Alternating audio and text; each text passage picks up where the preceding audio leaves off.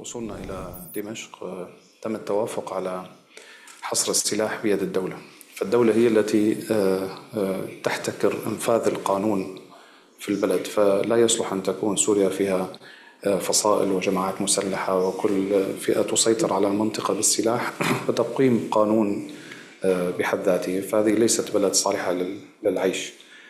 فمن هذا المنطلق أجرينا حوارات كثيرة مع تنظيم قسد، وما كان خيارنا التصادم العسكري على الإطلاق، فأجرينا اتفاق أولي في 10/3/2024 أي بعد وصولنا إلى دمشق بنحو 3 أشهر ونصف. فهذا الاتفاق كان له مدة وتنتهي، وأطلعنا عليه كل الدول المهتمة في هذا الأمر بما فيهم بريطانيا والولايات المتحدة وفرنسا، كل الدول كانت داعمة لهذا الاتفاق. ثم قسد تباطأت في تنفيذ هذا الاتفاق وانتهت مهلة الاتفاق وحصل نوع من الاشتباكات العسكرية.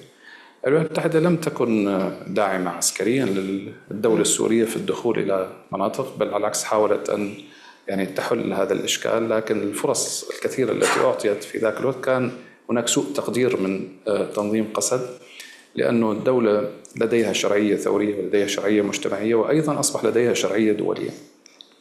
تنظيم قسد كان يملك شرعية مؤقتة لقتال تنظيم داعش ضمن شراكات وظروف معينة في ذاك الوقت، لأن النظام كان قد فقد شرعيته، فاضطرت بعض الدول للمشاركة المؤقتة مع تنظيم قسد.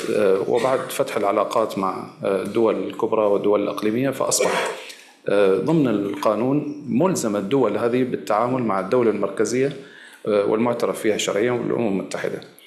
فبالتالي ضمن هذه الإجراءات نحن قمنا بخيار وضعناه أمام الولايات المتحدة الأمريكية على أن لا يستغنوا عن حلفائهم بأن يتركوهم ويمشوا، بل قمنا بطرح فكرة دمج قوات سوريا الديمقراطية مع الدولة السورية، وجرى هذا الأمر ضمن مراحل. ثم ثنينا على اتفاق 10/3 باتفاق 29/1 الذي أيضا ينص على دمج قوات سوريا الديمقراطية مع الدولة السورية من الأمن والعسكر، والآن يتم دمج هذه القوات مع الدولة السورية بشكل جيد.